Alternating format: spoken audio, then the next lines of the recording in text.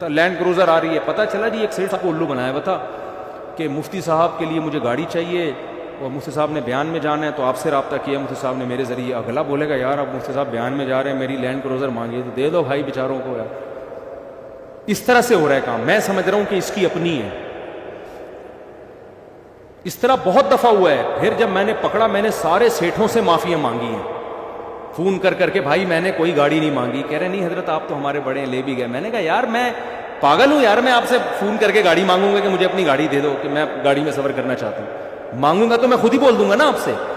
تو یہ پکڑے جاتے ہیں، یہ چھپتے نہیں ہیں اس طرح کے فراڈی آدمی، کہیں نہ کہیں جا کے ٹریس ہو جاتے ہیں۔ لیکن ایسے ایسے پورے فراڈ میں بتا بھی نہیں سکتا ممبر پہ نا، غیر اخلاقی حرکتیں بھی، لڑکیوں کو بیوقوف بنایا ہوا ان لوگوں نے۔ جب مولانا طارق عامر صاحب کے ساتھ سیلفیاں، میرے ساتھ سیلفیاں، بڑے بڑے علماء کے ساتھ سیلفیاں، پھر لڑکیاں بھی رابطہ شروع کر دیتی ہیں، آپ کے اچھا مفتی صاحب سے تعلقات ہیں، آپ اتنے نیک ہیں، تو پھر کہتے ہیں میرے تو پاسپورٹ آفس میں بھی تعلقات ہیں، میرے تو اسٹیٹ ایجنٹ سے، اچھا یہ ہمارے مکان کی فائل نہیں بک رہی، آپ بکوا دیں گے؟ ہاں جی میں بکوا دوں گا۔ فائل رکھ لی، لڑکی کو بلیک میل کر رہے ہیں، اس سے بدکاری کی کوشش کر رہا ہے۔ نہیں آ رہی بات سمجھ میں؟ اور وہ لڑکی بدگمان ہو رہی ہے کہ جی یہ تو اتنے بڑے بڑے علماء کے لوگ ساتھ بیٹھنے والے بھی ایسے ہوتے ہیں۔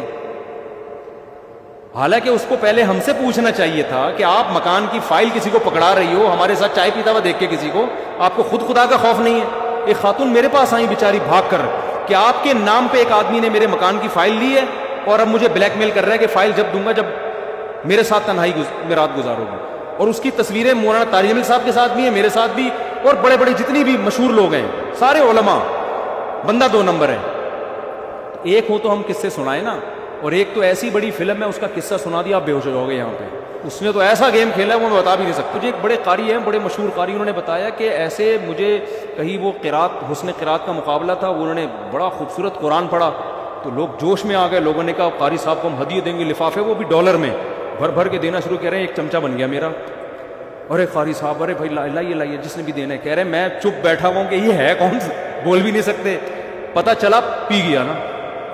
بہت سارے پیسے جب لوگوں نے پھر بتایا تو اس کو پکڑ کے کیا پتہ چلے گا، کھا گیا وہ۔